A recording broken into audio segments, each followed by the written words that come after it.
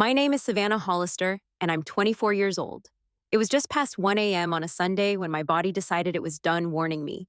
All evening, I had been brushing off this nagging pressure in my lower right abdomen, telling myself it was probably just bloating, or maybe the leftovers I had for dinner. But when that pressure turned into something that dropped me to my knees in the middle of my hallway, I knew in my gut, literally and figuratively, that this was something else entirely. I couldn't stand up straight. I could barely pull in a full breath. My shirt was soaked through, my hands were shaking, and I was gripping the bathroom door frame with everything I had, staring at the tile floor like if I looked away, I would completely lose my grip on consciousness. Something inside me was very, very wrong, and every nerve in my body was screaming it. I reached for my phone and called my mom. It rang through to voicemail. I called again. Same thing. I switched to my dad. Nothing. I kept cycling between their numbers over and over, each unanswered call chipping away at the thin wall I was trying to hold between calm and absolute panic. By the time I hit call number 19, I was lying flat on my kitchen floor with my cheek pressed against the cold linoleum, phone trembling against my ear, listening to my dad's voicemail greeting the same one I had grown up hearing my entire life. "Hi, you've reached Kevin Hollister. Sorry I missed you. Leave me a message." I left four, each one worse than the one before. The last message I left, I was crying so hard the words barely held together. I managed to get out, "Dad, something is seriously wrong with me. I need you, please." No one came. What happened after that, I only pieced together from what the paramedics told me later. My downstairs neighbor, a man named Mr. Okafor, who I mostly only knew as the guy who always held the elevator door, heard the sound of me hitting the floor. He didn't hesitate. He called 911 immediately. By the time the ambulance crew got to me, I was barely tracking what was happening around me. The paramedics told me my appendix had ruptured. They said if Mr. Okafor had waited even another 20 or 30 minutes before making that call, things would have ended very differently for me. They chose their words carefully, but I understood the weight behind them. I was taken straight into emergency surgery, and somewhere on that operating table, my heart stopped. I flatlined. The team worked to bring me back, and they did, but for a brief stretch of time, I was simply gone. There was no tunnel, no voices, no light. There was just a silence so complete it felt like the whole world had been switched off. And then noise, machines, someone repeating my name, and a deep, crushing ache in my chest from the compressions that I would feel for days afterward. When I came around in the recovery room, everything was hazy and slow. A nurse was sitting close by, and I asked her, before I even asked about myself, whether my family had come. The look she gave me in that moment is one I will carry for a long time. It wasn't pity exactly, but it wasn't far from it either. She started to explain that my emergency contacts had been reached and that someone had come to the hospital. But before she could finish, my surgeon stepped into the room. His name was Dr. Callahan. He had steady hands and a voice to match, the kind of calm that you either naturally have or earn through years of delivering hard news. He pulled a chair right up to my bed and sat down, which told me before he even opened his mouth that this wasn't going to be a quick post-op check-in. He said, "Savannah, tonight was extremely serious. We came very close to losing you." I told him I understood. Then he said the thing I was completely unprepared to hear. He said, "A woman identifying herself as your mother came to this hospital tonight and requested that you be discharged." I genuinely thought I had misheard him. Discharged. I had just been resuscitated. He held steady and continued. He told me the staff had explained that discharging me was not medically possible given my condition, and that the woman had pushed back. She had argued with nurses. She had asked whether there were forms she could sign to override the medical team's decision. I felt something in my chest that had nothing to do with the surgery. Dr. Callahan glanced toward the door, started to say something about the person who had handled my billing, and then the door to my room opened. A man walked in that I had never seen before in my life. He was maybe late 50s, medium build, wearing a plain navy sweater and khakis, the kind of outfit that belongs to someone who isn't trying to make an impression on anyone. He had a quiet kind of presence, the sort of person who enters a room without demanding it. His eyes were calm and a little tired but genuinely warm. He looked honestly like the kind of father you see coaching a youth soccer team on Saturday mornings. He stepped in slowly, like he was conscious of not wanting to overwhelm the space. Dr. Callahan stood, gave him a respectful nod, and then slipped out, leaving just the two of us. I pulled my blanket up a little and asked him who he was. He sat down and folded his hands in his lap and told me his name was Robert Dean.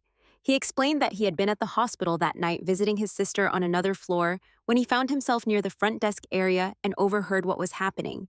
He said a woman had been loud and persistent with the nursing staff, insisting that her daughter be released from post-surgical care because there was a family event the following morning that required everyone to be present. A gender reveal party. Those were the words he used. A gender reveal party. The nurses had held firm. They had explained clearly that releasing me could cost me my life. He said the woman's response was to ask which administrator she could escalate to. Robert told me he had stood about 15 feet away and watched all of this happen. He watched my mother turn and walk out of the building without once asking which room I was in. He said something in him just wouldn't let him keep walking. He quietly asked a nurse what the situation was with the patient being discussed. The nurse couldn't share specifics, but she confirmed that the patient had no family present and that there was an insurance coverage gap creating a potential hold on continued care. So Robert Dean, a man I had never met, walked to the billing desk and covered it. Just like that. No fanfare, no announcement. He simply made sure that the hospital had no administrative reason to slow down my treatment. I lay there listening to him tell me this, and I could not find a single word.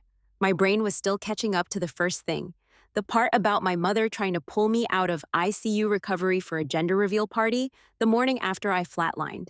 And now this man, this complete stranger, was sitting beside me telling me he had quietly made sure I stayed alive. I cried in a way I haven't cried since I was a little kid. Not the polite kind, the kind that comes from somewhere you don't usually let anyone see. Robert didn't try to wrap it up or reassure me that everything was fine. He just stayed. And that somehow was more comforting than any words could have been. My parents arrived later that afternoon. My mom came in first. Her opening explanation for 19 missed calls was that she sleeps with her phone face down and the volume low. She said it like she was reporting a minor scheduling conflict. She glanced around the room, noticed the plant Robert had left on the windowsill before he went back to his sister's floor, and asked me where it came from. I told her a stranger had brought it. She said, "That's a little strange," and then moved on without asking a single follow-up question about why a stranger had been involved in my care at all. My dad stood near the window the entire visit. He asked how I was feeling once, and after that mostly just responded to things my mom said. They were there for just under an hour. They left because, my mom explained, they needed to finish cleaning up from the gender reveal party and her feet were hurting from standing all day. She told me the party had been absolutely beautiful and that she wished I could have been there. After they walked out, the room was very quiet. And in that quiet, something settled in me with a kind of clarity I had never felt before. Not anger, not grief exactly, just clarity. I saw, maybe for the first time without any of the fog that comes from hope, who my parents had always been. Not who I needed them to be, not who I spent years trying to earn my way into their becoming, but who they actually were. And those are two entirely different people. Robert came back to visit me twice more before I was discharged. On his second visit, he brought his wife Miriam, a soft-spoken woman who sat on the edge of my bed and held my hand like it was the most natural thing in the world, and said, "Honey, you have people who love you. You just haven't crossed paths with all of them yet." I have thought about that sentence nearly every single day since.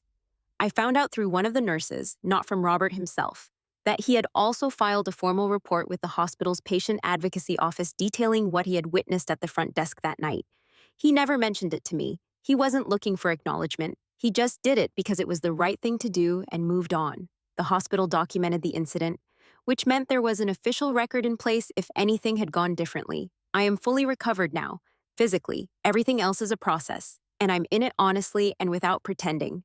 Robert and Miriam are part of my life now in a way that has no neat label but doesn't need one. They show up. That's the whole definition, really. They just show up. If you've made it to the end of this, I want to leave you with the thing that I keep coming back to: the people who choose to show up for you, especially when they have every reason not to, when you're a stranger, when it costs them something, when no one is watching. Those people are showing you what love actually looks like in its truest form.